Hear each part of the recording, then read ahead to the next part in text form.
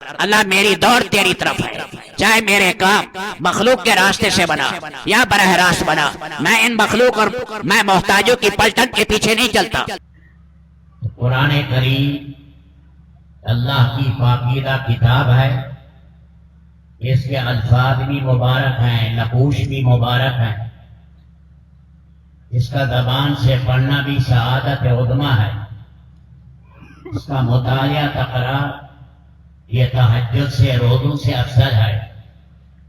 جو اس کے سیکھنے والے ہیں ان کے پاؤں کے نیچے اللہ کے فرشتے پر بچھاتے ہیں۔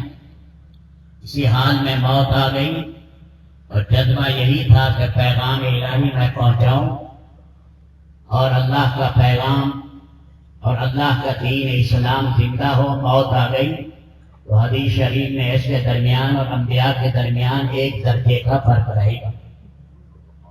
اللہ تعالیٰ نے یہ قرآن کریم کی دولت عطا کی ہے۔ اللہ پاک نے حضرات صحابہ کرام میں وہ پورے طور پر حضرات صحابہ کرام اس کے الفاظ بھی یاد کرنے والے تھے، عمل میں بھی لانے والے تھے، اپنے آپ کو قرآن کریم نے رنگا۔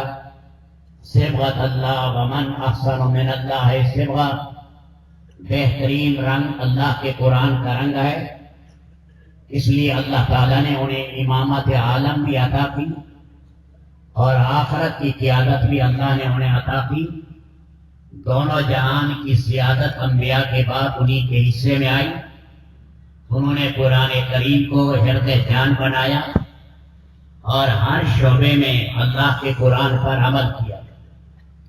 ایک طبقے نے قرآن حفظ بھی کیا، تقریباً 10,000 صحابہ کرام نے اللہ کا قرآن حفظ کیا۔ ازواج مطہرات میں 4 اللہ کے نبی کی بیویوں نے قرآن حفظ کیا۔ اس کے علاوہ سینکڑوں خواتین نے اللہ کا قرآن یاد کیا۔ پھر ایک طبقہ ایسا آیا، انہوں نے قرآن کریم کے الفاظ کی حفاظت کی، وہ قراء کا طبقہ تھا۔ اللہ ان کی قبریں نور سے بھرے۔ ہر زمانے میں ہزاروں لاکھوں انسان جو سینے میں اللہ کا قرآن محفوظ کرنے والے تھے، اب بھی ہیں، پہلے بھی رہے۔ اس گئے گزرے زمانے میں ہمارے ہاں بھی ہیں، ہند و پاک میں، بنگلہ دیش میں، اسی طرح ہم نے مراکش میں دیکھا، وہاں بھی قرآن کے حفظ کا بڑا شوق ہے۔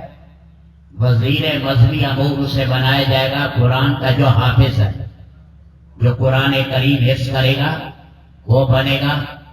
صبح و شام مسجد کے اندر بیٹھ کر امام صاحب کے سامنے 100-150 آدمی صبح کی نماز کے بعد، مغرب کی نماز کے بعد قرآن کی تصحیح کرتا ہے۔ امام ورش کی قرات پڑھتے ہیں۔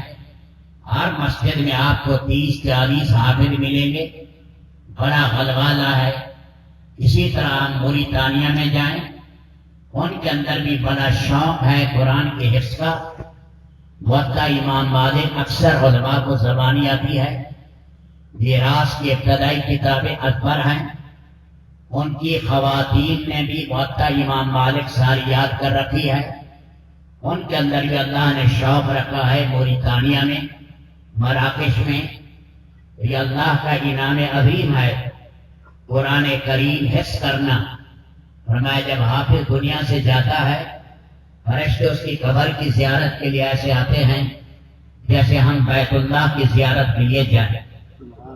تو یہ درسگاہیں ہیں، ان میں صبح سے لے کر شام تک سب سے زیادہ قرآن کریم ان مدارس میں، چاہے چھوٹی درسگاہیں یا بڑی، اللہ کا قرآن پڑھا جاتا ہے۔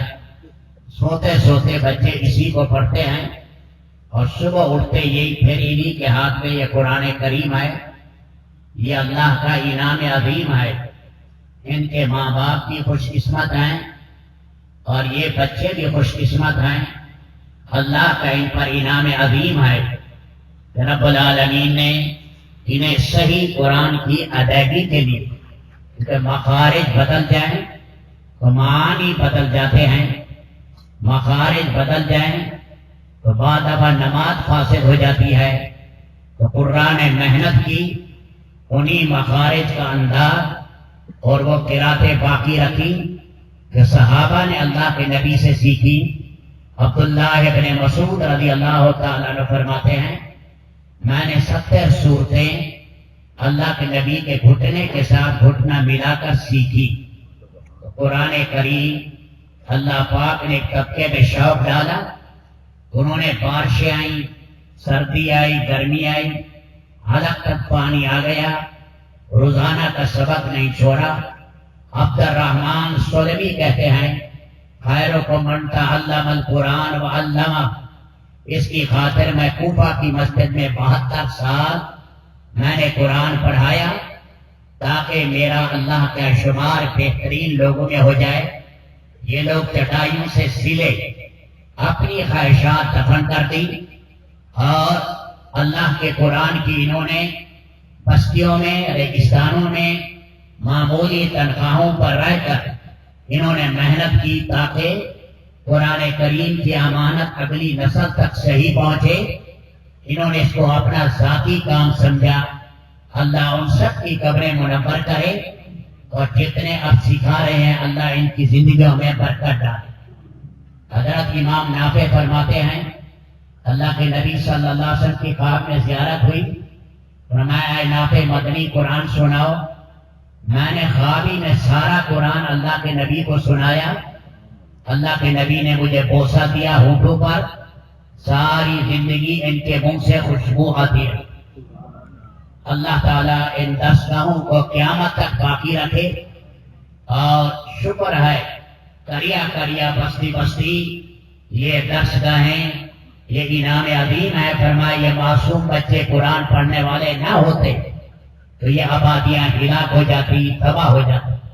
اللہ میری دوڑ تیری طرف ہے, چاہے میرے کام مخلوق کے راستے سے بنا یا براہ راست بنا, میں ان مخلوق اور میں محتاجوں کی پلٹن کے پیچھے نہیں چلتا.